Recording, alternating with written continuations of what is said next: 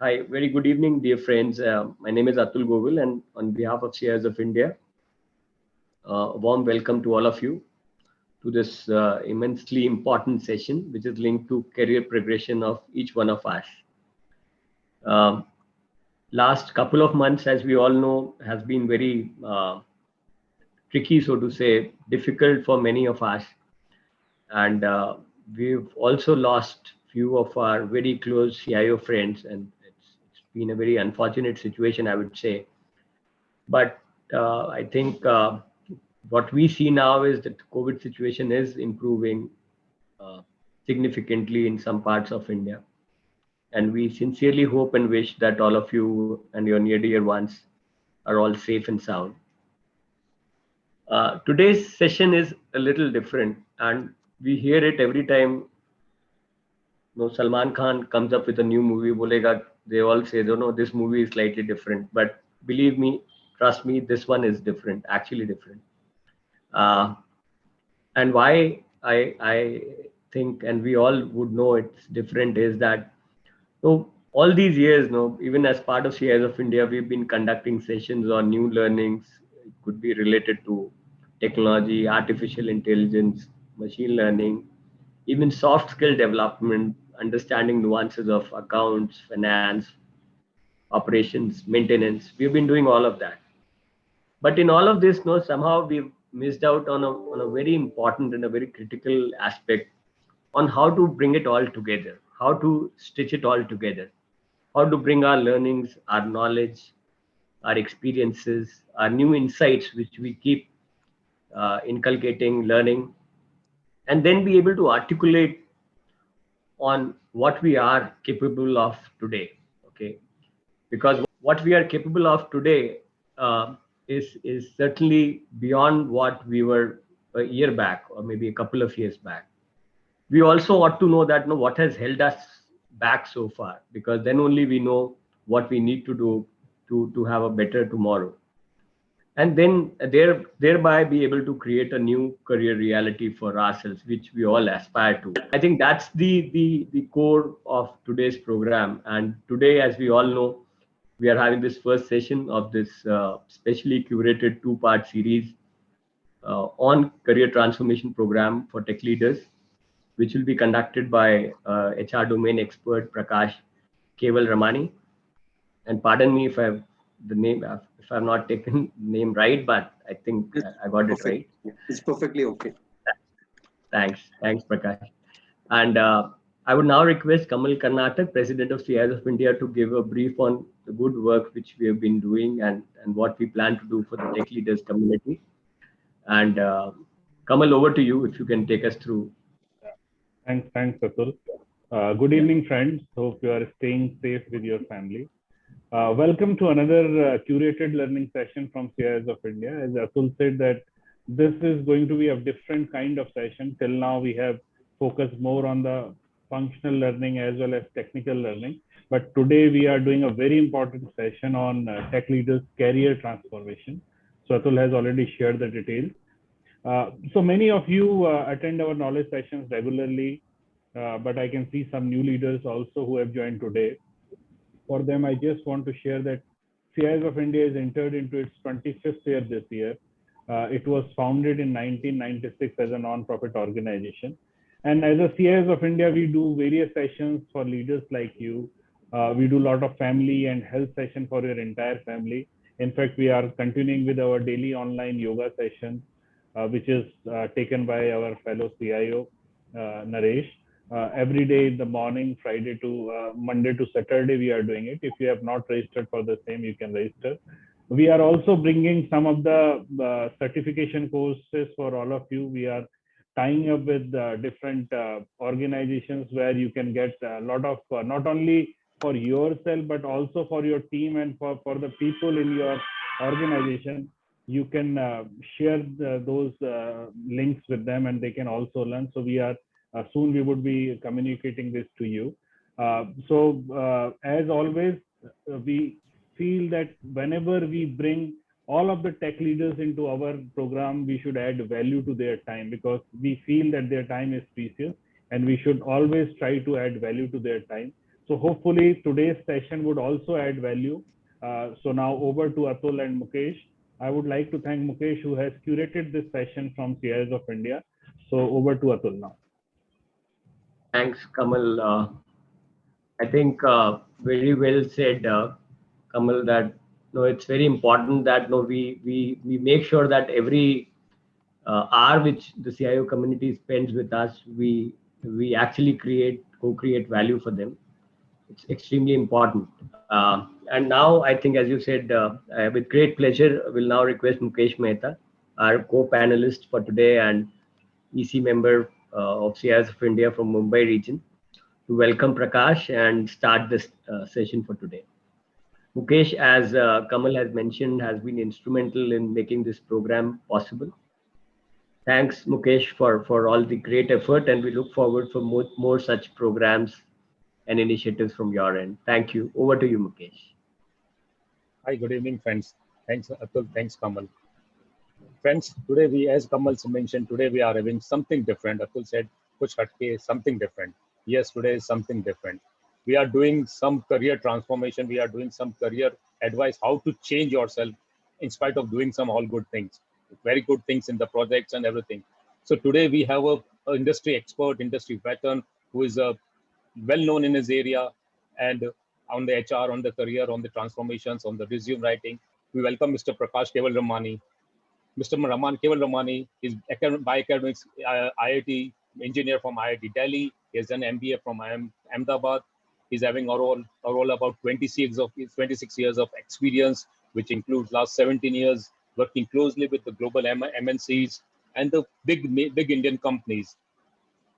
He started this HR services somewhere in 1994 with this Impact HR services, and has been last 25 years has been transforming the careers of the various individuals. He's completely focused on the executive search, recruitment for the senior level, middle level, purely focused on the CXO levels, and do also turnkey projects and the BPO assignments for the complete things. So Prakash has mentored around professionals to achieve their careers and dreams. He has interacted more than 250,000 professionals for their quest in achieving the career goals. He's a very strong in resume strategies, help people to build their winning resumes and the LinkedIn profile. Being an IITian, he's a member of IIT Delhi in various subcommittees to enhance the education experience and employability. He's very passionate about the recruitment profession. He's a past chairman of Executive Recruiter Association, and he's various committees in ethics committees of the ERAs and other things. Apart from the recruitment and other things, he's a passionate marathoner also, and he's active runner in the various circuits, various marathon races across India, and active member in the alumni chapters of the IIM Ahmedabad and the IIT Delhi. So over to Prakash. Looking forward for excellent session. Sure. Thank you, Dr. Mehta. Thank you, Atul, and thank you, Kamal. It's a pleasure being with such an august audience today. And I'm sure I will learn as much as I am willing to talk about and train and teach all the people. First, very sorry to hear from Atul that the association has lost some members due to COVID. At the same time, congratulations to the entire association for completing 25 years of, I think, very useful and a lot of service to the community. So let's start off. And my entire session will be, I would say, more in terms of practical things rather than theory. I would feel that this is such an august audience, and there are a lot of people in this audience who are senior professionals. I'm sure you must be yourselves recruiting a lot of people. You must be well aware of what recruitment is all about. So mine would be really just rephrasing what you're actually doing. But nevertheless, let's start off on this, and I hope we are able to have a great session in terms of learning from each other. First, let me start off with this session. We're trying to cover two main aspects of it. One is about recruitment and how it happens. And secondly, about how do you do the recruitment? What happens when you're sending your CV across to the corporate employer? What really happens to your CV, or whether your resume or your LinkedIn profile, what really happens? What's the psyche of a employer? How do they work on it? you should have a fair amount of idea what happens behind the scenes if you are really wanting to have a very great strategy in terms of success for your career. Actually, resume writing is a very, very complex function. People think it's very, very easy. क्या है अपना तो career का लिखना है. I'm the best person to know about myself. So what is there for anyone else to do it for me? Actually, it's very, very complex. I've been into recruitment, as Dr. Mehta said, since 27 years. We started our company in November 94. Slight background about my company. I am a salesperson. I am not a HR person, but yes, I have been recruiting people throughout the first 17 years of my career. I have worked with many multinational companies, and I helped launch Gillette in India way back in 1986. Uh, in the field of IT, and especially most of you are all CIOs, we have done a lot of work. In fact, we are the first company in India to work with Accenture. We had given them a lot of information way back in 2000 before they really thought of setting up an offshore development center in India. We had a series of talks with the senior management team from UK and Singapore and Australia, and then they started off their back office in India for software development. We have done a lot of good work in the past in terms of in cross-border recruitment for organizations like Target Corporation, where we have recruited expats and NRIs from USA to work in India. That has been one of our major, I would say, accomplishments in the field of IT. Otherwise, we are doing some amount of work at leadership hiring for a lot of multinational global organizations. Coming to what is a resume, why a resume? First of all, before we start off on that, I would like to have it a bit of an interactive type of a session. What is your understanding? We have three words which you use very, very loosely and interchangeably: a CV, a resume, a biodata. Any idea what really is the difference between these three?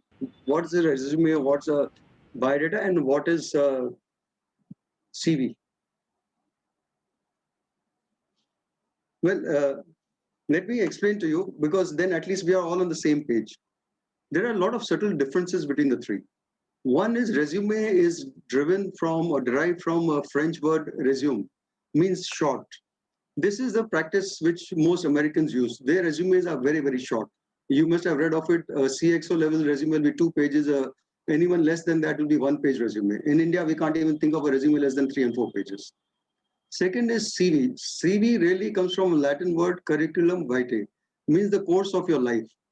When an American writes a resume, he talks about only the skills and experience required for that particular job. If it is head of infrastructure, IT infrastructure, the CV will contain only about head of IT infrastructure. Even if he's overseen software development, even if he has overseen digitalization, his CV will talk only about the specific topic. That's why there's short and brief resumes to the point.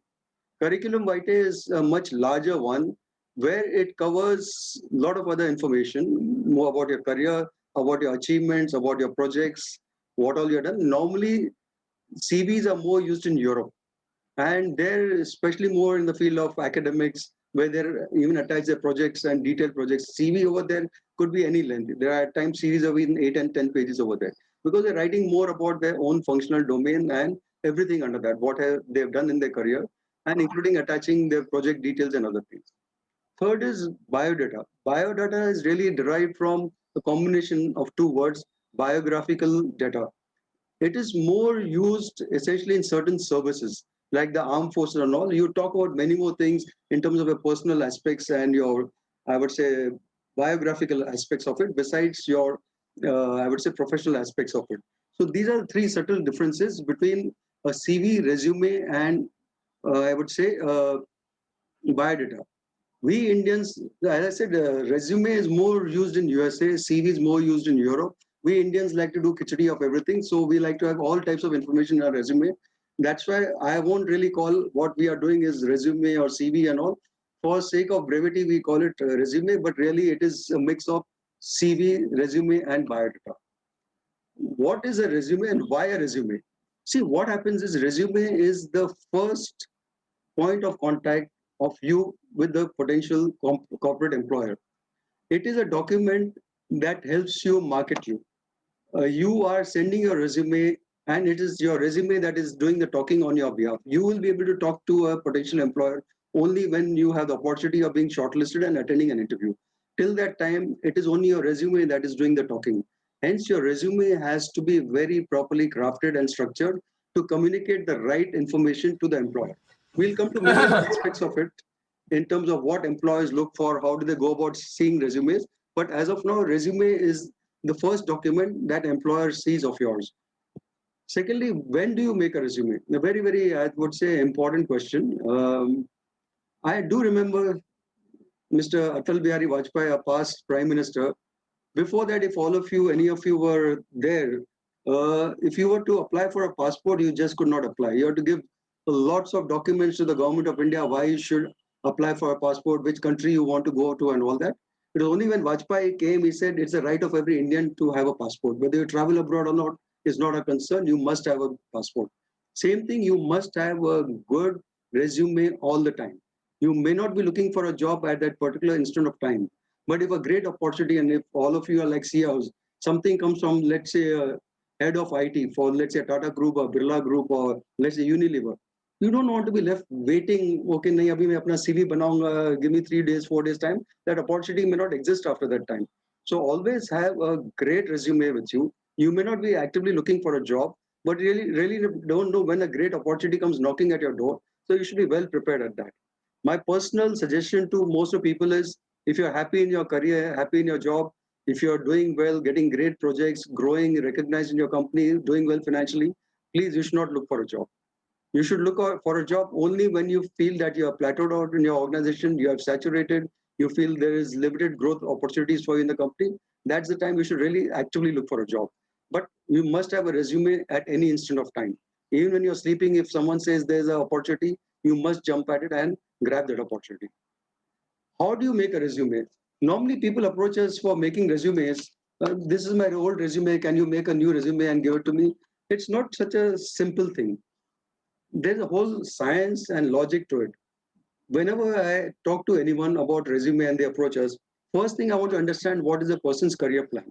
Your resume is, after all, the final reflection of what you are planning for your career. It is not just transforming your old resume into a new one. No, we want to have a deep dive discovery of you from your education till your career till now, whatever 15, 20, 25 years you have had in your career. What have you done? What have you achieved? And then build a resume on the basis of your career plan and on the basis of what type of a professional image you want to create with the potential employer. That is the basis on which you create your own resume. Next is, what do you say in your resume? I'll come to that gradually. We have a lot of other slides to talk about. What do you talk about a resume? How do you use a resume? I'll just come to that. Most important when you're building a resume is you must know the psyche of the employer. What is exactly the employer looking for in your resume, so that you can build a resume meeting the employer's requirement. It's very, very important and very crucial. What do the employers look for? I will also come to that gradually, but what I want to tell you about is what changes have happened in the world of recruitment, both globally and India, in the last few years, last 5 to 10 years. Two major changes have happened in the world of recruitment. First and most important is the emergence of what is called applicant tracking system all over the world.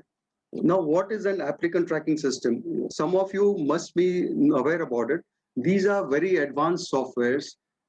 Why are they required? Because today, because of internet, the number of CVs received by any organization is huge. My own organization, we receive 5,000 resumes a day. It's physically not possible for anyone to read 5,000 resumes. And I'm sure larger organizations like Accenture of the world, Infosys, Tata Group and all must be getting multiple times of that. So how do they cope up with it? They install what is called as ATS. Globally, there are a number of brands of ATS. The largest, most famous is Taleo of Oracle. It has 20% market share globally. And most multinational companies and most large Indian companies have Taleo. Second, SAP has got success factors. There's Workday, which is another brand of USA coming gradually up. There are a lot of Indian brands like Hirecraft and Talent Recruit and all. What happens is each of these ATS are programmed very uniquely and differently. So your CV has to go through that first hurdle of the ATS before it reaches the employer. No employer will ever look at your resume till it has passed through the ATS. Now, even if it is two organizations having Taleo, it's quite possible that both the organizations, the Taleo will work very, very differently. One is, it might be a different generation. Some organization may have the latest 2020 version, some may have maybe 4 or 5 year old version. The more recent the version, the more power that there is in the entire applicant tracking system. And essentially, applicant tracking system is an electronic scanning of your resume. It extracts all the key fields of your resume through artificial intelligence and machine learning and parks it in the company's database. And some of them are very, very fast. Some of them do 8 to 10 lakh resumes in a day. That's the power and speed of the ATS. But when it's operating at such a large and such a high speed, there are likely to be mistakes that happen. Normally, the global understanding is 70 to 75% of the resumes fed into an applicant tracking system get rejected by the system for various reasons. We'll come to that gradually. Second major reason why applicant tracking system is required is because every CV is unique. Some start with education on top, some start with their employment details on top. So when a person or employer is reading the CVs, he gets absolutely distracted. He doesn't know, some CVs will start with education, some will start with, let's say, achievements, because of which the speed of reading goes down substantially. The role of the ATS is to standardize all the resumes in the company's database. What happens to your resume is that all the information is extracted and parked in databases. So your initial, no one is ever going to look at your resume at all. It will be only raw data, backend data that anyone will look at. Next is, yes, there are some exceptions. If you're applying and you're senior people, if you're applying to a company and you know the MD or CEO of the company and you send your resume directly to that person's email ID, you are initially bypassing the applicant tracking system. But ultimately, the CV will go back into the applicant tracking system because it's really an ERP. So first phase of it in terms of shortlisting might get eliminated, but subsequent stages in terms of the generation of interview calls, offer letters, and all, it's a ERP that's done through the ATS. So that's why it will go back into the applicant tracking system. Next is something about employers. See, these are very, very smart people, all employers. I'm sure most of you also have been recruiting and looking at CVs. An employer is very smart, okay? He knows exactly what he wants. But unfortunately, one, they are pressed for time. There are a lot of pressures from the line managers to give CVs very fast and get candidates very fast. Second thing, the employer, the person is from HR, is working on multiple assignments at a time. So effectively, they are pressed for time. They do not have the luxury of time. And normally the global statistics is that for any position that is advertised, a company gets about 200 to 300 resumes. You are senior people, yes, you may not get for that type of position 200 resumes, but at least 50 to 100 resumes are generally received by employers, recruitment firms like us for any position that you are advertising. The reason it's not that all 100 or 150 or 200 people are matching the requirement of the job. No. Today, people have become very smart. They know how to manage the applicant tracking system. They load the CVs with all the keywords required in the job description, because of which an applicant tracking, although it's artificial intelligence, I would really call it in quotes dumb. It picks up anything that is there in the CV and projects it.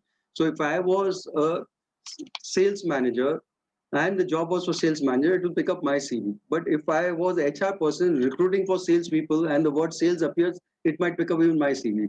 With the result, when an employer is looking at the CV, he's got 100 to 200 CVs. Most of them are not matching, but perforce he has to go through those 100 to 200 resumes to identify which are the real 10 or 15 resumes they should be pursuing. Because of which, and to read a good resume, it will take a person at least 4 to 5 minutes or 6 minutes. And if he has to go through 100 resumes and 6 minutes or 5 minutes per resume, and 8 and 10 hours, no one has that type of time. So what they do is they will quickly glance through the resume. Global statistics is employer looks at your resume, not even reads. He looks at your resume just for a period of 6 seconds. Now they say globally it's 7 seconds. In 6 to 7 seconds, he decides what to do with your resume, whether to read further, spend another 4 or 5 minutes, or to pass it and go to the next resume. So the total visibility of your resume is just to 6 to 7 seconds as far as the employer is concerned. And this is done, a lot of, I would say, research has been done globally in terms of very advanced cameras, high-speed cameras, looking at the eyelid movements to identify how fast a person is reading the resume. At 6 and 7 seconds, I don't think even Usain Bolt, the world's fastest runner, can do 100 meters, but this person is able to understand your resume in 6 seconds. So that is a challenge your resume has to face when you're applying for a job. Also, let me just show you a few things. Today, there's a lot of talk about, people approaching us and wanting what's called visual resumes. Let me just show you a few examples of what a visual resume is and some other resumes. Just give me a second, I will just show you. A resume like this is a visual resume, has a lot of color, a lot of fonts, a lot of graphs, a lot of pie charts and all that. People think that this is a great, the employer is really impressed looking at the CV. The employers are smart people. They really want to go straight to the core of the CV. They want to understand what is it that you are offering to the company. He's least interested in all these colors and all that. In fact, a resume like this, which has columns, it's even more difficult for a potential employer to read because he really doesn't know whether to start from here or to start from this one. He gets very confused, gets irritated, and maybe that's the end of his seeing your resume. A normal good resume is always simple, plain text from top to bottom. Nothing like this in terms of colors and fonts and all to distract his attention. And this is all based on a lot of research done globally. Next is, if I was to talk about over here,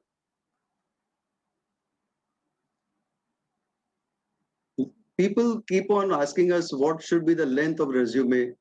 As I said, American resumes are 1 or 2 pages. Indians, we like to talk about more. But general, the thumb rule is 1 page of a resume for every 10 years of experience. I would say maximum people who have about 30 years experience, or 3-page resume is just enough. That also if you have content to put in that resume. If you don't have content, better to shrink it to 2 pages. Because if anyone wants to see, I have seen, especially, sorry to say, of IT people, resumes of 6 and 8 pages. Anyone looking at a 6 or 8-page resume, he'll say, "Arey, isko main baad mein dekhoonga. Let me first go to things faster." It's like going to a bookstore and seeing a book 500 pages. You'll say, when am I ever going to read it? Even if you take the book, you'll keep it in the cupboard and possibly never read it. But if it is a shorter book, 100 pages, you'll say, let me take this. And maybe on a Saturday, Sunday, you might finish reading the book. So smaller the resume, the better it is from the point of Prakash, view. Sorry, Prakash, can you change it into presentation mode? Yeah, 1 second. I'll have to go back. Yeah, we are over here. So I would feel for senior people like you, 2 or 3-page resume, giving the right content, we'll come to what the content of a resume should be, is the right thing to do. Next is a lot of research has gone into what is a font that should be there on the resume. This even by Microsoft has done a lot of research on that. Ideal font is Calibri. Normally they say size of 10 to 12 is the right size. And because Calibri is a standard font or default font of Microsoft, acceptable on most of the devices, it's the best font to use for your resume. We have seen a lot of resumes, all types of fonts, including Roman and others, not really desirable. They might look good in terms of the graphics and all, but not really conducive to being applicable across devices. Because today you have a lot of devices like your mobile phones, you have laptops, iPads and all. It has to be seen uniformly across devices. It's very, very important to have a right font from your resume point of view. Second best compromise might be Arial, but normally Calibri is what is suggested. Next is we also find a lot of resumes in PDF form. Yes, PDF is good because the presentation is uniform across devices. But as I said, ATS, some of the companies have very, I would say, old systems. When ATS was actually introduced first time about, I don't know, 15, 20 years back, it used to take only rich text. That time even word attachment could not be absorbed by the ATS. Then the technology advanced and it came to Word. Today, some of the advanced ATS like Talio, they do read PDF, but you have to keep in mind, you really don't know in any organization what type of applicant tracking systems they have. So best is to be safe and send it in Word format. That will be acceptable to most of the ATS as of today. Cover letters, whether it's also a debate going on whether there should be cover letters attached to your resume. 50% people feel it should be there, 50% people feel it's not necessary. But it's better to err on the safe side because it should not happen that a potential recruiter says, "Itna bada to resume likha hai, a cover page, why is he not put it? Why is this person so lazy not to put a cover letter? Why raise doubts in the minds of a potential employer? Just put a cover letter, that's it. And maybe it's not required by that particular person, but it's better to err on the safe side. Last is your resume should be absolutely contemporary, ATS compliant. I've talked about ATS at length. What does ATS do? Compatible across all devices and compatible across all media. I'll come to gradually what I mean by compatible across all media. But let me just go to the next slide. What is important in a resume? We talked about what do the employer wants in your resume. I would say it's only content. 90% of your resume is only content. A visual resume has no relevance absolutely in today's world. People are willing to pay more money for a visual resume, but it's anti-applicant tracking system. It is anti the interest of a recruiter who is very keen on quickly going through a resume, understanding what you have to offer and moving on to the next resume. There is no time to appreciate all the beauty and colors of your resume. So I would feel 90% has to be absolutely business content. I'll come to what is a business content. 10% it has to be in terms of fonts, in terms of other things, very simple for him to read. You have to understand that he might be possibly reading your resume on his mobile device. So the way it presents itself on a mobile might be very different from way he might be seeing it comfortably on a laptop. So overall reading, I have seen a lot of resumes. The whole resume is virtually made in bold and underlined. What's the purpose of making it bold if the whole page is bold? So you have to understand the psyche of the person who's reading it. What does he look at it? How does he understand your resume? It has to be a pleasing. I'm not saying it should have a lot of fonts and colors and all that. In fact, it should have only one font. The entire resume should have only one standard form and no colors and other things, but it should be pleasing. There should not be spelling mistakes. And today's world, if there are spell checks and grammar checks in every device, I have put 0% weightage for a spelling mistake. There should not be any resume with any spelling mistake or grammar mistake, unless it's some mistakes like Indianization. Sometimes they put Z instead of S, the Americans. But otherwise, your resume should be absolutely squeaky clean in terms of the presentation part of it and simple text. As I said, the employers want resumes which are very simple because he's rushed for time. He has to deliver so many resumes in a day, shortlist and send it. So simple, easy to read on the eye, and strong on content. I'll come to what the content is and I'll show you.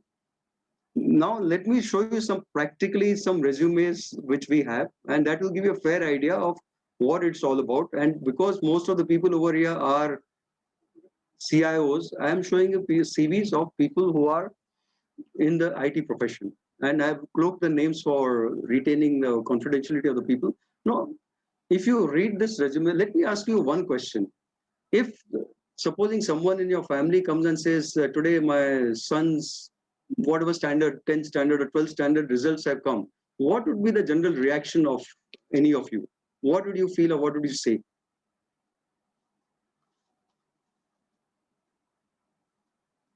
Any thoughts on that? Can you rephrase the question, please? See, if someone approaches you and says, okay, today my son's results have come, whatever 10th standard results, 12th standard results, whatever is a common exam, what will be your response? Percent. We'll ask percent. Exactly. Yogesh, excellent answer. Why would you ask for percentage? Because that's the way the competitive analysis will be done. You know, XYZ. My nephew got 80%, you got 20% or whatever. Exactly. I think you hit the nail on the head. He or you want to know what has been his achievement. You want to benchmark him with the other people and know how he has done. Same thing is what a recruiter is looking for in your resume. He wants to know what you have achieved in your career, what you have done in the last whatever. If you've worked in a company for 3 years, 5 years, whatever it is, or in your career, what has been your major achievements? How have you transformed your organizations? How have you contributed to the organizations? What are your data-driven achievement and metrics?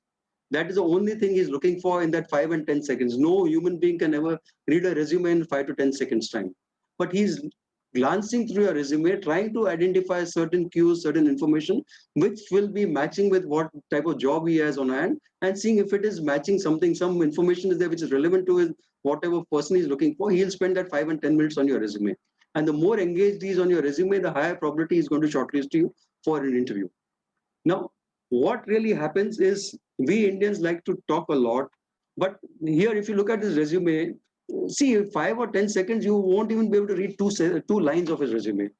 Within that, if you read 2 lines, if you have a stopwatch, that 5 or 10 seconds is over. So in this particular, even in one para, what is this person giving? He's not giving any information, except that all that I get is that, okay, he's got 27 years experience.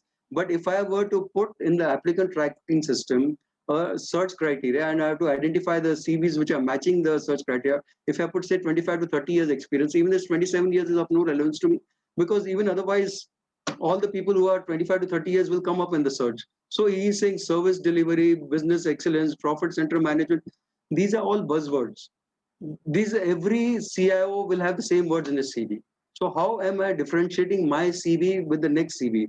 If this gentleman is going to read 100 CVs and every CV talks about service delivery and the architecture and other things, you're not talking anything.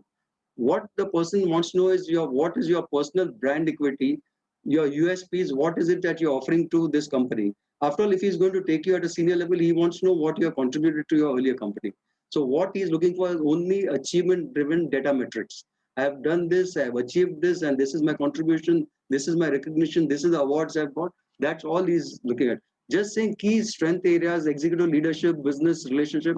It's, see, I'm a recruiter. I can write a book on what are the type of roles and responsibilities that people have. I'm not looking at you repeating the roles and responsibilities. I want to see what you have contributed, what you have done for your organization, that I should consider you for a job in my company. And somewhere down, he has put some awards and other things, but nothing really significant enough. I'll show you one or two more resumes, and this is another one. Now he is from IIT, brilliant. But look at the structure of his resume. Can you make anything head or tail out of this? And this is the exact resume, except we have cloaked the name. That's all. What type of information will the person get, and on what basis will this person be shortlisted for an interview? The recruiter will have no time reading the resume. And what you have to understand is, in most organizations, recruitment and CV review is done by people down the line.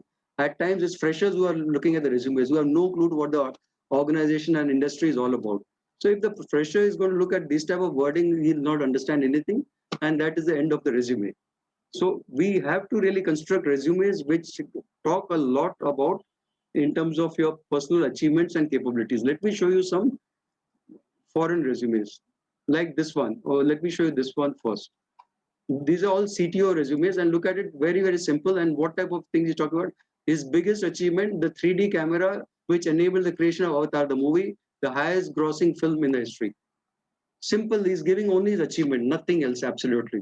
And this is an American CV, as I said, they are to the point, nothing deviating, no extra information. And if you see, it's all achievement driven, led a cross-functional team, collaborated, developed, all related to his performance metrics. That's what a person is looking for.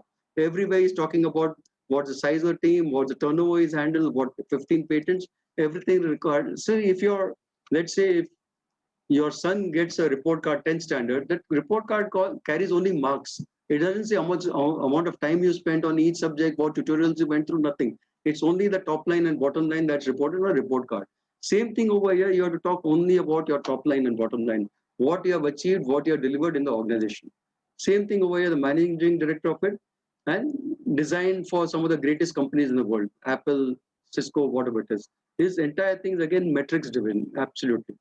One more last resume, and this was what we had created also. And of a senior person, we have created a resume, just metrics driven, ranked among the top 100 CEOs of India. If anyone reads this, he doesn't have to bother about reading anything else in the resume. If he's been ranked by peer groups to be among the top 100 people in the country for that particular year, 2017, that's it. That's all that is required in the resume. So when you say 5 to 10 seconds, people can really read a resume and understand in 5 to 10 seconds. It's all possible, but you have to structure your resume as per what is required by a particular employer. Let me show you one more resume. This is a different one. This is HR. Now, this is a head of HR person. If you see his resume, talking a lot, but still not conveying any sense, any message of it. I have done one more thing. We have got one of the most advanced applicant tracking systems in the world, which is Taleo latest version. This, what I'm showing you, is actually a live demonstration. This is the software. It's called a parsing software, which is fitted into the Taleo. 35% of Taleos worldwide carry this software, which we have procured, and this is the latest in the world. And I'll just show you his resume 1 minute. I'll just guide you to some aspects of it. Here he's saying 19 years experience, or over here, sorry, he's saying 26 years experience working with Vodafone in HR. And then if you notice before that, he has worked with a lot of other companies. Edelweiss, ICICI Prudential, NIS Sparta, whatever, Larsen and Toubro and all that. Now, I'm just running his search, the applicant tracking. What you'll see is the backend data, which the ATS generates. The front end is, of course, white table and customized as per the company's needs. It takes hardly half a second and you'll see the information. So far, so good. VP HR, everything is fine. Analytics, it's showing 8 years experience. You might say, I've applied for the job, my CV is fitting, and why the hell do I not get any interview calls? We get so many everyday people approaching us. I've applied to 100 companies, I've not got in one interview call. So look at this. And he's got 26 years experience. The ATS has picked up only 8 years experience. Although in terms of career also, here it's picked up only the recent one, Vodafone, from 2013 till now. It's not picked up any other previous experience. But what it has picked up because of poor formatting is it's picked up all his companies that put in education. Edelweiss is education, ICI is education. So it's made a whole mess of it.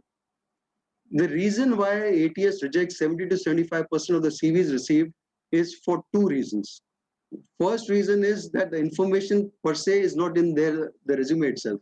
Like over here, if he had put his URL for LinkedIn, it would be over here. He has not put his URL for LinkedIn, it's not there. I'll come to the reason why a URL for LinkedIn is important. Second thing, if it's not structured properly, if it's not formatted properly, after all, it is electronic scanning. It's like you going to a photocopier. If your original copy is not very sharp enough, the photocopy of that will be even worse than that. It will not be even visible. And this is all electronic scanning at the speed I said, at times 8 to 10 like resumes a day. So unless your resume is properly structured, it has proper font, size, formatting is proper, it's going to have a lot of problems in terms of being able to get scanned by an applicant tracking system. So we curse it, I treat it as a monster. There are times when some of our candidates upload their resume on Taleo, they say, don't talk about Taleo, it takes half an hour, 40 minutes to upload. Because very, very stringent, unless it meets a certain criteria, it rejects your CV. And this is when my own recruiters upload resumes for corporate clients, it is a struggle to upload because some information is missing, it rejects. And that actually you're live fitting it over there, filling it up, and still you struggle. You really don't know if you're sending your CV through email, what happens is you don't have a chance to correct it again. Second mistake over here in this resume is today's world, no one talks about languages. No one talks about hobbies. Yes, if you had an exceptional hobby, if you are a state level champion for cricket or something, you put a hobby, some achievement. Your resume should be talking only about achievements, no description. Like walking and talking is not a hobby. Next is address. Today, this gives the impression, although this person, HR person, is out of time, out of tune with the modern times. Today, no one is going to send you a letter. No one is going to send you a courier at your house. By putting this over here, you're showing that I'm not in tune with modern times. Second thing, you're using precious real estate like your housing. You like to use every square foot of your house. You're using this real estate for not communicating anything. Whether you stay in Powai or whether you stay in Bandra, it's not going to get you a job. What's going to get you a job is what you have performed. So you have to use your resume very, very intelligently and communicate to the recruiter what the recruiter is really looking for. Okay, I will move on then. If there's any questions, I'll take it, but I'll move on to my next slide.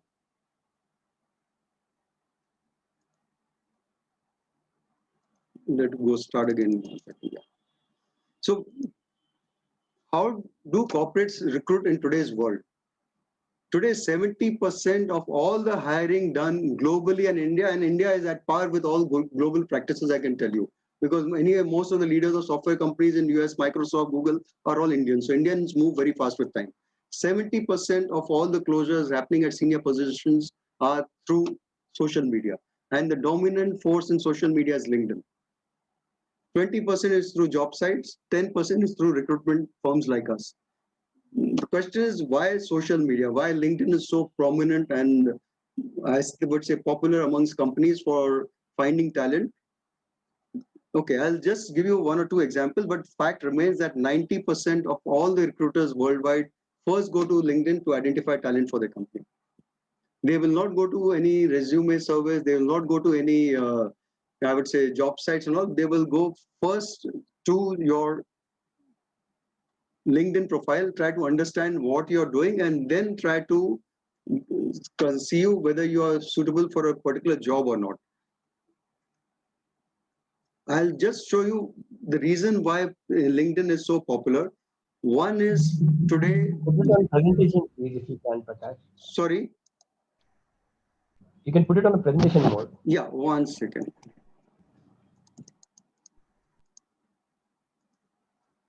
Some background about LinkedIn, what it is and why it is so popular. Okay, it started very humbly in the living room of Reid Hoffman, and it was acquired by Microsoft in 2016 for a humongous price of 1,85,000 crores. Advantage of LinkedIn is one, it has global access. Anyone can look at your LinkedIn profile 24/7 from anywhere in the world. They don't need to have your permission. Earlier days, the resume used to be very confidential, used to hide resumes. Today, it's all in the public eye, public domain. Second thing is, LinkedIn has today 75 crore profiles on the global platform. This is growing at 10 to 15% by quantity and numbers every year. 5.7 crore organizations have a corporate account with LinkedIn. My own company, I'll come to what's the advantage of having a corporate account with LinkedIn. And LinkedIn is there in 200 countries of the world. The advantage of having a first, let me tell you about the 75 crore professionals, and India, the latest count, 2021 count is Indians. There are 7.6 crore Indians who have a LinkedIn profile. My personal gut feel back of envelope number says that this is about 98 to 99% of all senior professionals in the country. In the last 3 to 4 years time, I have not yet come across any professional, more than 3 or 4 people at the most, who don't have a LinkedIn profile. Everyone has a LinkedIn profile. If the penetration is 99% and most corporates have a corporate account with LinkedIn, my own company, we have a corporate account with LinkedIn. Advantage of that is that I have access to all the 7.5 crore professionals profiles on LinkedIn, which are of India. If I was to look for a senior, let's say CIO for my company, all that I have to put is, and mind you, LinkedIn's ATS is very, very advanced because they have managing 75 crore professionals globally. They need to have very robust systems. Their software engines and search engines are very, very powerful. So if I was to look for a CIO for my company, all that I have to put is the key criteria filters in the LinkedIn database. Within a matter of seconds, I will get all the top people in the country matching my requirement. All that I have to do is tell my HR person, okay, whatever the number of matches that happens, depending on how wide or how narrow my search criteria is, it might be 30 people, it might be 100 people. All that I would tell the HR person is to go through those 50 or 100 LinkedIn profiles, shortlist who are matching our requirement best, and start calling up the people. Most of the time, if I do the search in the morning, within 2 to 3 hours, he has already been able to establish contact with some candidates. Possibly by the end of the day, we have already had some telephonic and now Zoom interview with the candidate. So that is the beauty and speed of internet and LinkedIn. In a matter of a day, I've already had the interview of some of the people. Unlike the traditional olden times where you put an ad on some job site, wait for 10 to 15 days for people to respond. After that, you might get 200, 300 resumes, because even when you put an ad for, let's say, IT infrastructure ad, we get people of HR applying, finance applying and all that. You ask them why you applied for this job, you're not even concerned. No, sir, मैंने सोचा अगर कोई आपके पास vacancy होगा, you'll keep my CV in mind. You get bugged absolutely because you're looking for a head of infrastructure, you get HR guys, you get sales guys applying. So ultimately what happens is my HR person is loaded with 200, 300 resumes, has to spend 2 or 3 days sorting them out. Ultimately, he'll come out with the 10 or 15 people who are matching the requirement. But in any case, all those people I already had with me in my database from day one. I didn't have to go through this entire cycle to get the same 10 or 15 names which I had from the day one. Second difference between my first search, which is more proactive, I identified the people who are best matching my requirement and approached them. When I'm putting an ad, I'm leaving it to the mercy of the people who applies. Some best people may not have even seen my ad, some may not even applied, may not be interested in my company. So ultimately, my HR guy is identifying top 10 or 15 of the people who have applied for the job. They might not be the best fit for my job. Whereas if I went initially proactively, I found 30 or 40 or 80 people best fit for my job. Yes, some of them may not be interested in applying to my company for whatever reasons. They are happy in their job. They are not interested in my company, brand name or whatever it is. But at least I know whoever 10 or 15 agreed to be considered for an interview with my company, they are the best fit for my company. So I get the right people and at the fastest speed. That is the advantage. Some broad, I would say now I would rather go to actual show you some samples of LinkedIn, and then we can progress further. Just give me a minute. I have identified quite a few profiles. See, having a LinkedIn profile, LinkedIn started 20 years back as a counter to Facebook. Facebook is for your personal presentation to the world. LinkedIn was your professional presentation to the world. You wanted to showcase your entire achievements to the peer community, and that's why LinkedIn came into existence. But gradually, LinkedIn has changed its entire focus from being a fully social media site to a business site. They expect you to do business from LinkedIn. Your business, if you are a candidate, you are looking for a job. It doesn't mean there's a financial transaction. I have known a lot of people who are looking for clients overseas, export clients overseas through LinkedIn. It's now turned to be a pure business site, coupled with it being a social media site. If you can see over here, Bill Gates, Jack Welch, Narendra Modi, Anand Mahindra, Suresh Narayan, MD of Nestle, all have LinkedIn profiles. It doesn't mean that they are looking for jobs. It only means that they are presenting their capability to the peer community, to the external world. Now, let me show you my LinkedIn profile, because I don't want to take out anyone else's LinkedIn profile. LinkedIn, how does LinkedIn search work? I said they are very powerful, ATS and all that. First, it works on your tagline. Your headline, it has earlier a space limitation of 120 characters. Now it has gone to 220 characters.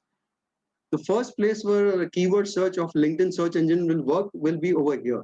You have to put in all your major keywords, achievement metrics on your uh, LinkedIn tagline. This is a place, if you're IT person, if you have done program delivery, if you have done architecture, all that have to come over here, because if I am a employer sitting anywhere in the world, let's say in Europe, wanting to set up an office in India, and I want someone who has done architecture in software, I would put the keyword over here, and whichever profiles are matching that particular keyword are the ones that will emerge in top of the search results.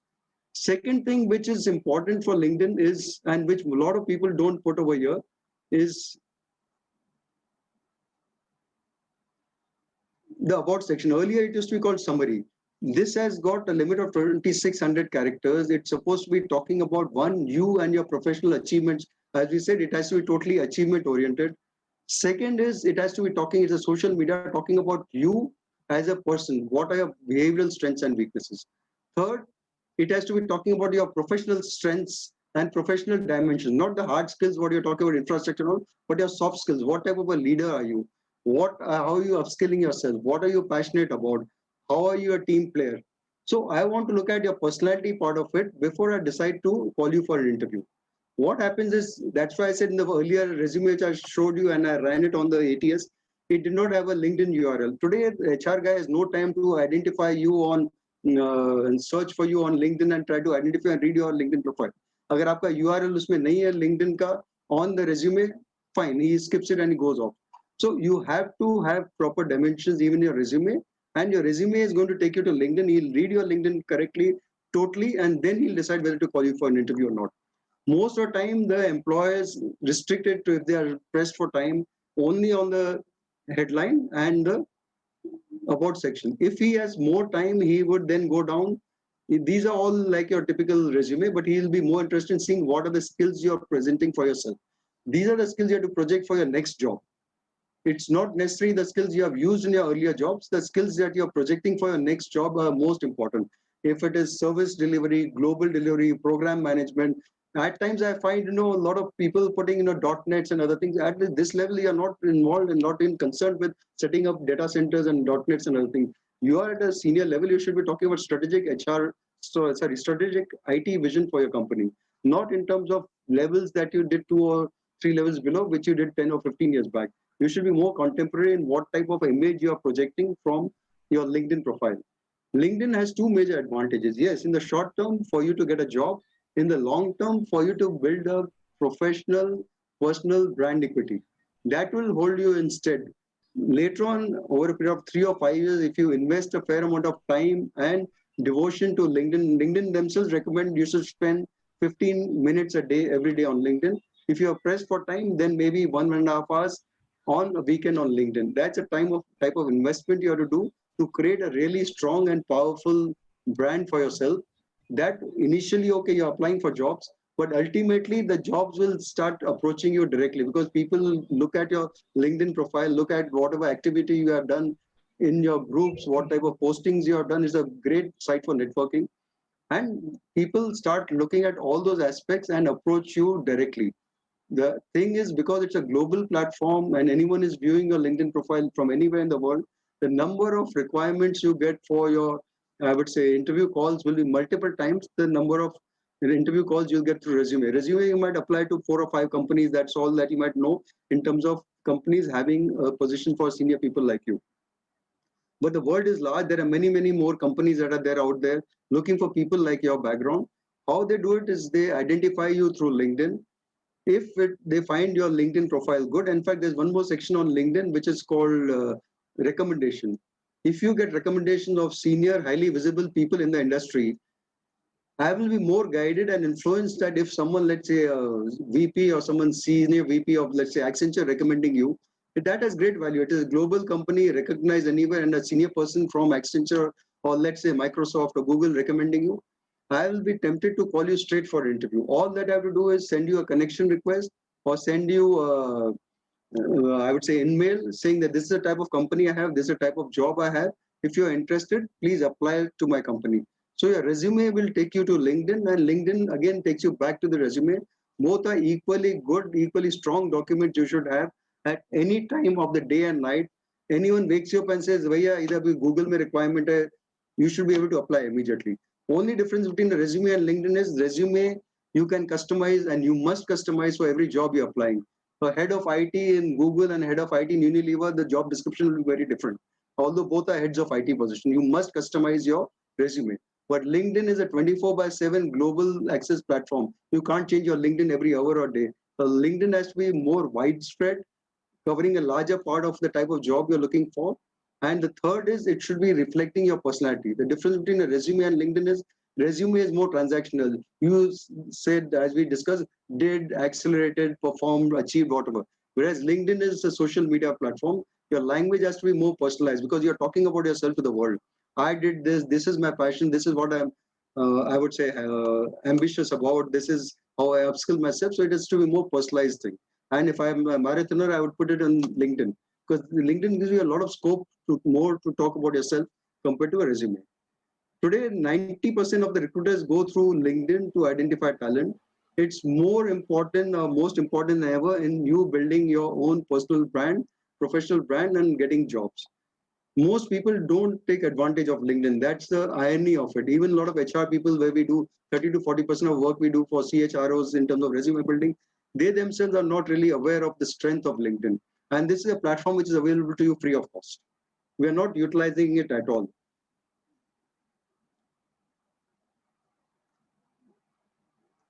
So if I were to summarize finally, your LinkedIn profile, you have to treat it as an online resume. If you are not looking for a job, you could do it the way you want. Whereas if you're looking for a job, your LinkedIn has to be the counterpart, mirror image of your resume. Yes, resume is more transaction oriented. LinkedIn is more reflecting your personality, and the language that you talk is very different. But both have to talk the same language, same terms. I've seen so many resumes. Even the period when he was working in a company, and resume is very different from what it was he's writing in the LinkedIn. HR people are very smart. They'll compare your resume and LinkedIn. In fact, now today, most of the HR are also putting your LinkedIn into their ATS. It's mapping and matching both.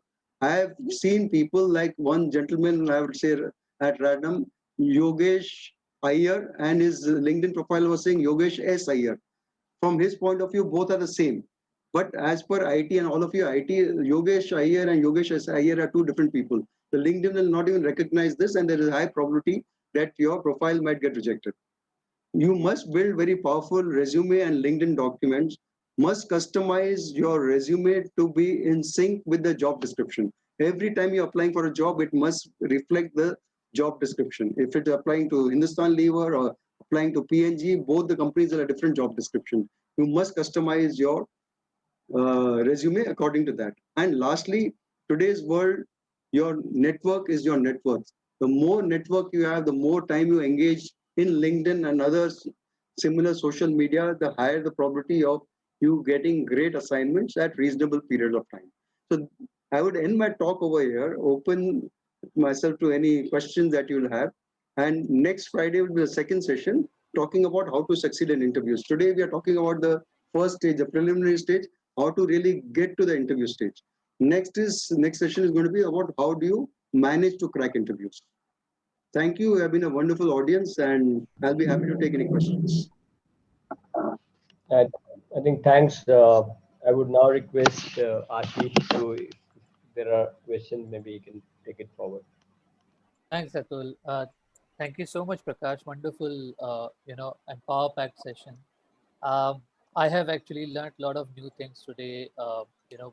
The difference between CV, resume, and biodata. I must, tell you that I have always thought that all of them are actually same, for some reason.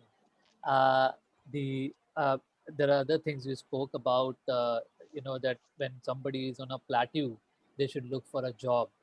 While most of the time I've actually heard the reverse, that when you are actually at the peak of your career, you should actually look out from an organization.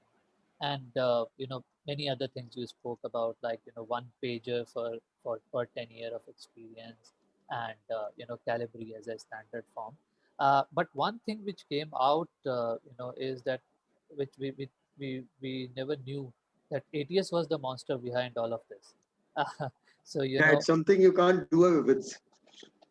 so and I think there are questions also around that how does one beat the ATS? How do you ensure that your resume is ATS compliant? See, it's very, very, I would say, vital question, very intelligent question. And hats off to whoever has asked it. There are whole code lines and guidelines available how to make your resume more ATS compliant. There's a whole series of, I would say, steps that you have to adopt to make it more ATS compliant. Still at the same, I'll show you some steps essentially. Let me show you this resume which I had shown you, a visual resume, and let me just share that again. One second. I think this was asked by Austin Gomes. Okay. See, what happens is few guidelines I'll tell you. One is never have columns over here in your resume because they disrupts the entire flow. Most of the ATS reads from left to right. Now, if you was reading over your planning, technology, and hands, and then and leadership, so it will get confused what this person is trying to talk about. Second thing, never have any graphics in your resume. Like over here, any pie charts, any company logos. People like to have career timelines and other things in your resume. These are not. These are all scanned. People, the ATS cannot understand what these logos all mean unless you're putting it and also supporting it in the text part of it. Then you're duplicating the full effort. Like if you have put someone has put over here the skills, strategic planning, leadership. This cannot be read by the ATS. So you're putting it, it has no relevance and all that. Unless you're just putting this for show and simultaneously in text, you're putting the same skills, then you're reinventing the wheel. You're duplicating the entire effort and wasting precise and precious real estate of your resume. Not advisable over here. And as I said, even in terms of the human eye, a person is interested in glancing through a resume quickly. He doesn't want to have distractions on his way. Another, You're sorry? saying most of the time it should be in the plain text. Absolutely plain text. Very silly type of a thing. Absolutely plain text, black and white. And today, okay, another reason why most of the time the ATS rejects your resume is because people write a lot of things on colored background. See over here, the best contrast is black on white. Anything on blue and all, it becomes very faint. Why do you adjust the contrast of your TV? You adjust it to get the better sharpness of the picture, and you want to appreciate, understand it better. The more the contrast in your resume, the better and easier it is for the ATS to pick it up. After it's electronic scanning. Wonderful. I have one takeaway for my resume for sure. The other question is from Chaitanya. Would senior level like CIO, CTO level jobs also go through the ATS? Yes. You see, there are two ways. Now, if you're applying for a job, as I said, LinkedIn has become one of the most powerful medium through which people get jobs.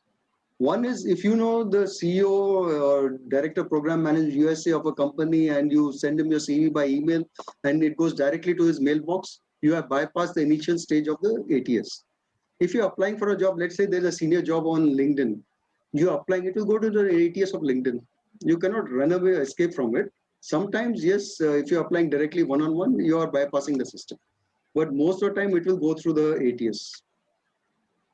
Right. Harmeet has a question. Harmeet Singh Malhotra. Can you please share search options from LinkedIn corporate portals? Sorry, I didn't get you. Can you please share search options from LinkedIn corporate portal? From LinkedIn? From LinkedIn corporate portal. I don't know, Harmeet. Okay, let me show you one thing. I had kept it. I didn't get time to touch upon it. Something that we had talked about.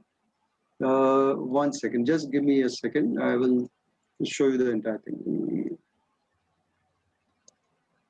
We have a corporate account with LinkedIn, and you see this entire format over here. All that I have to do is fill like recruiter advanced search. I have to just fill in these fields. At a matter of few seconds, I'll get the top people matching this particular requirement. I can actually run it over here now and show it to you. So I don't have to do anything. It's sitting in my office, I can get all the best people, and these are 7.5 crore professionals whose profiles are there on LinkedIn. I just have to put the key fields and criteria, and I get all the response and results immediately. Right. So like you mentioned that people should focus more on building a proper tagline and the about section. Absolutely. That's very, very important to be featuring in this search. Uh, there is another question from Austin. How important it is to put a picture on the resume? No, I told you it has to be a very modern and contemporary resume. Americans have stopped using pictures for their own particular reason specific to USA. In terms of they don't want to have color, race, and other things. People being discriminated on the basis of how they look rather than on the basis of what they perform. In India, there are 2 or 3 reasons. One is partially this: people don't want to be biased by how you look, what you have performed, and what you deliver to the organization. Most important. Second thing, having a photograph on your resume adds to the size of your resume. Normal resume will be about 50 to 70, 80 KB. Resume which are with I would say visual ones and visual resume as you call, it goes to 350, 400 KB. Photographs again add to the size of it. Some companies have limits on the size of the document that can go into the ATS. So that's the second reason. One is actually a social reason. Second is a practical reason. They have limits to the size of document, maybe 200 KB, 250 KB. So if it exceeds that, anyway, it's going to be rejected. So why take a chance?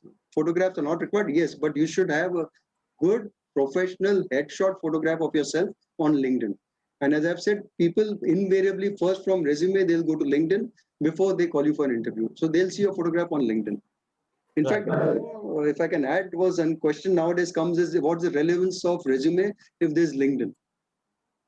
Absolutely. People have started going directly to LinkedIn and not even looking at your resumes. They're accessing it and shortlisting. But resumes do give a lot of other information which is not there on LinkedIn. That's why they want a combination of both resume and LinkedIn. And last, I think someone has asked this question, very valid. What about now this new concept of video resumes, how relevant they are and all that? As of now, not yet caught on anywhere in the world, not in India, for various reasons, technology reasons, bandwidth reasons. Secondly, what I've said is also a recruiter spends 5 to 10 seconds on a particular resume. Now, if it was a video resume for 2 or 3 minutes, he has to wait and listen to you for 2 or 3 minutes before deciding anything. He doesn't have that type of time and patience. You can put a link to your video resume. If he has time in future, he can go through it, but you can't send only a video resume and no text resume. No. Right. And I think somewhere you mentioned that also, but I still wanted to clarify that if you are applying for various types of job or various organizations, is it how important it is to customize your resume every time for a Very, very, very important. Very, very important. Let me show you this resume of, as I said, a senior person and from IIT. Let's show you this.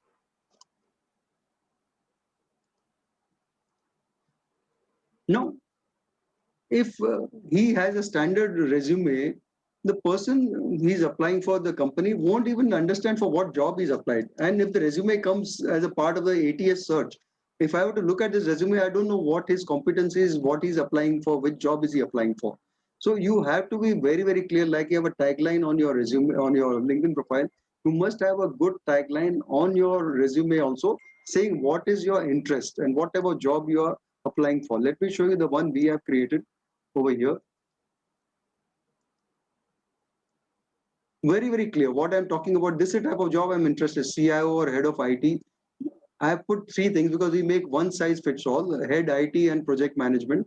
If he was applying for a job for project management, IT project management or infrastructure, he would have kept this, he would have removed this part from the headline. If he's ambitious, he wants to apply for a CIO's job, he'll remove this when he's applying for a job. It will depend on the type of job, the job description. He has to customize, and then he has to customize some sections of it. Like over here, in terms of the key skills. Here he is talking about strategic IT in terms of building roadmaps and all that.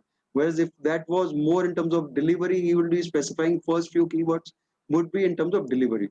I'll tell you one more thing. What happens is a lot of companies have, I'm not very happy about it, but softwares which actually match, if in the resume, sorry, let's say in the job description, he's talking about infrastructure 5 times, the ATS counts how many times you're mentioning infrastructure in your resume. And they work out a total score. Okay, how many matches? 85%. And the companies like IIM have a cutoff. Okay, more than 90% match, let's call only those people. So they're leaving all this discretion to the ATS to decide who to call for the interview. So they just physically count how many times infrastructure is mentioned, how many times service delivery is mentioned, in the JD and how many times it's in the resume, and see what the score is of the match. But it's not the right thing to do, but companies for shortage of time are doing all this. Arpita had asked that Calibri is, going to get retired soon. So what should be the alternate? I think you mentioned Ariel should be there. Yes. Or Times New Roman probably. Kushal has a question that, LinkedIn About section should be very short, or we can consume the word limit permitted by LinkedIn. No, it has to be fully utilized. Like I keep on saying, Bombay, I'm from Bombay. Every square foot of your house is very, very precious. It costs 50,000, 80,000 rupees and all that. You must use it. See, there are two things. I'll show you one LinkedIn profile. And because this is a global platform, I have no issues, no problem showing that. 1 second.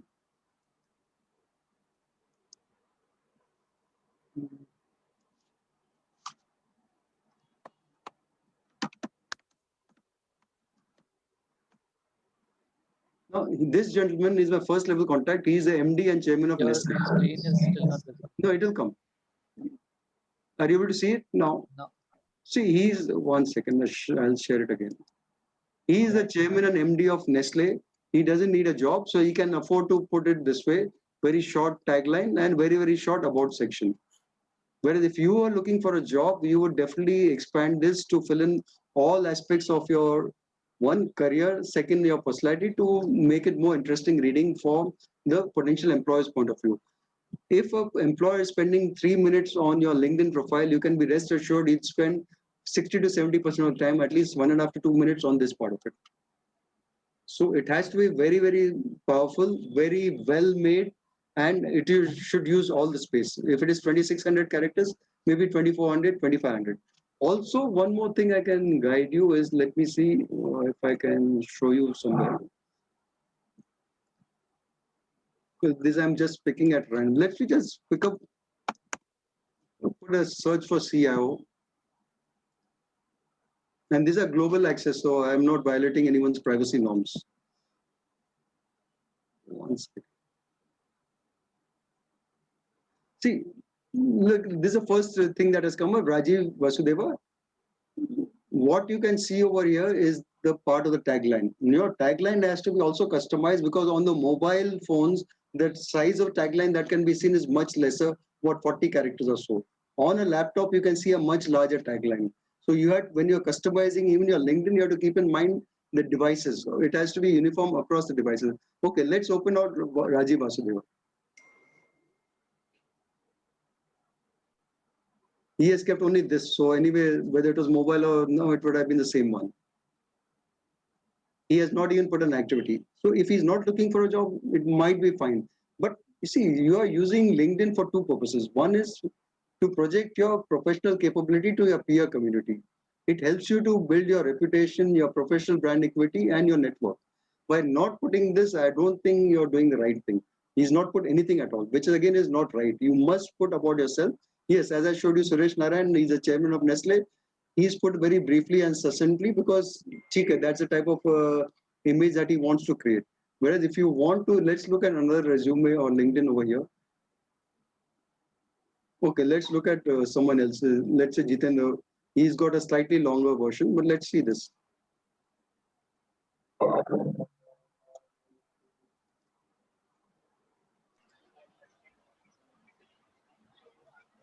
He's got slightly more detailed one. Maybe he's not looking for a job, but if that was the case, if he was looking for a job, he would have put in much more details. And let's see, okay, next thing very interesting is what type of... Prakash, one of our friend is saying, can you predict his profile, Kushal, if you search word Kushal?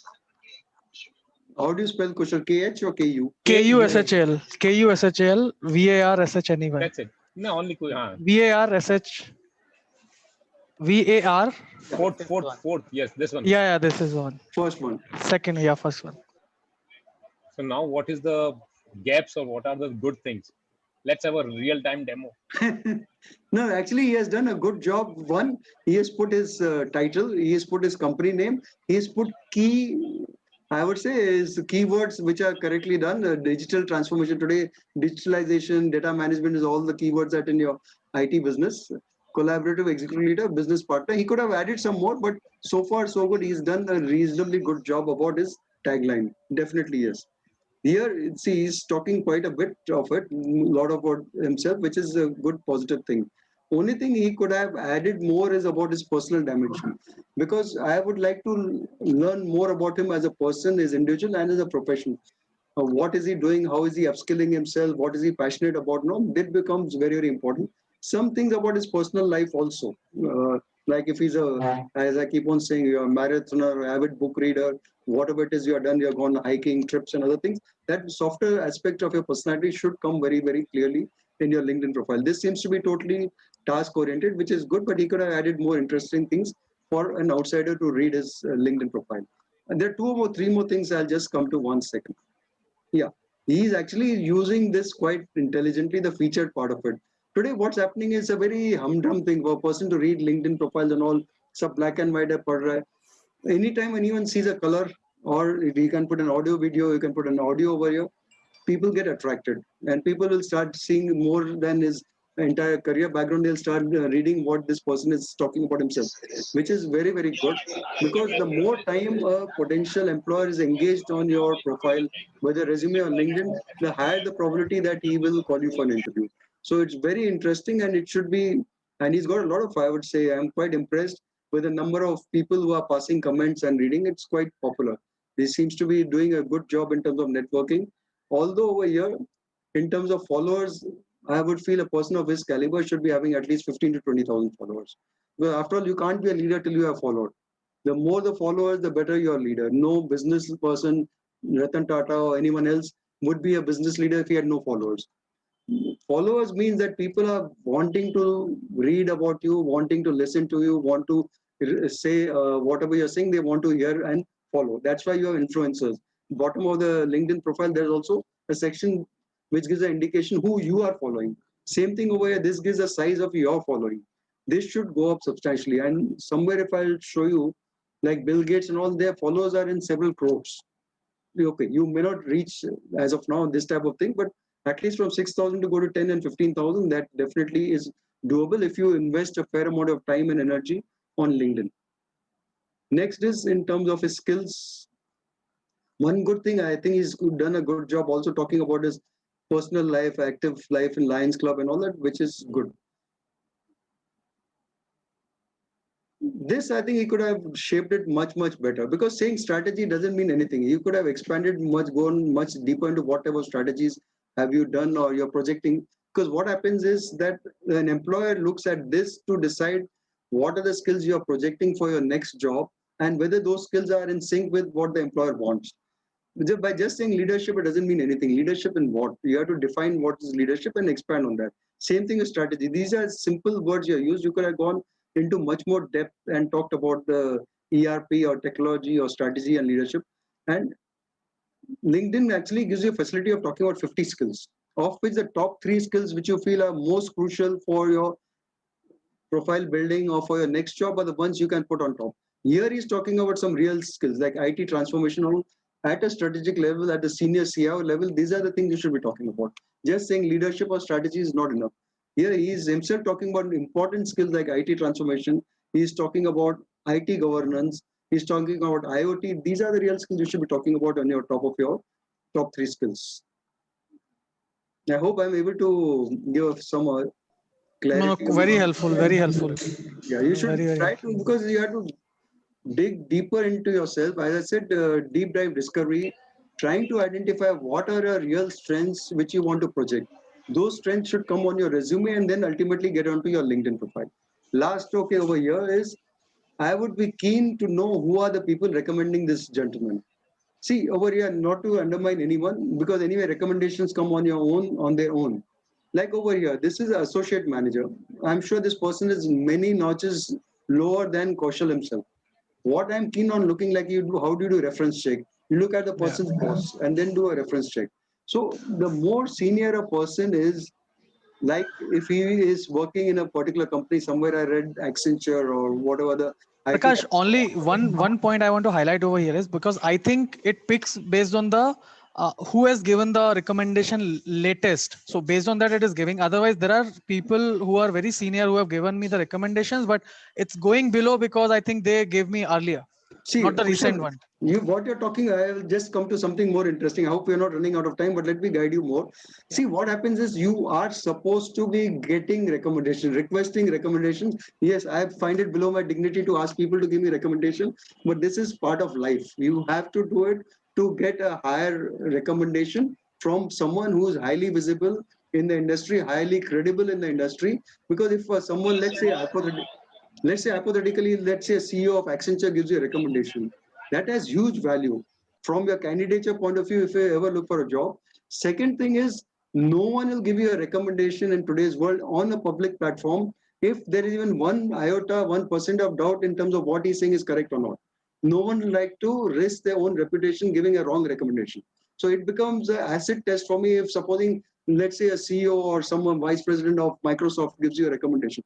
That is an acid test. If that guy is giving you a recommendation, I as an employer would immediately say, chalo, isko to bulao interview ke liye. If such a senior person is giving him recommendation, I have confidence in that guy, I'll do it. So I was coming to another aspect. Yeah. If you can just click on show more. Yeah. Can we take something more different profile, something like No, because if you see compare. Prakash, this Yeah. Umakant Shinde is a country head. No, No, but can- the thing is crucial. Two things.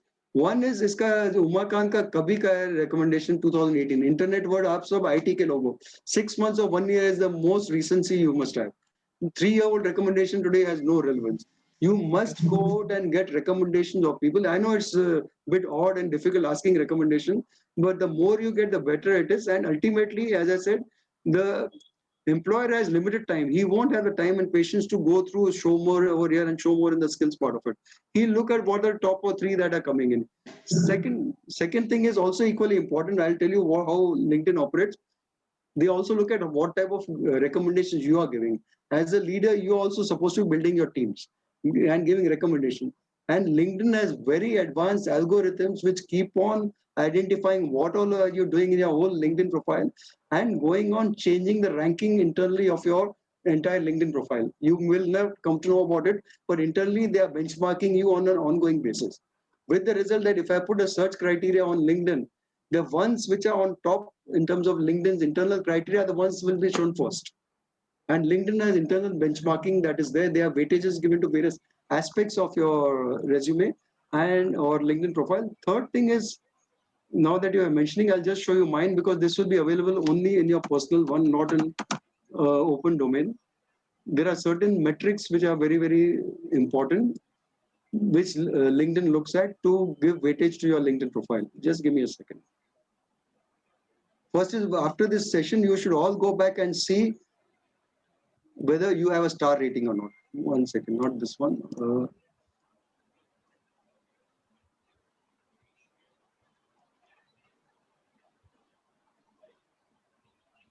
This is visible all-star rating.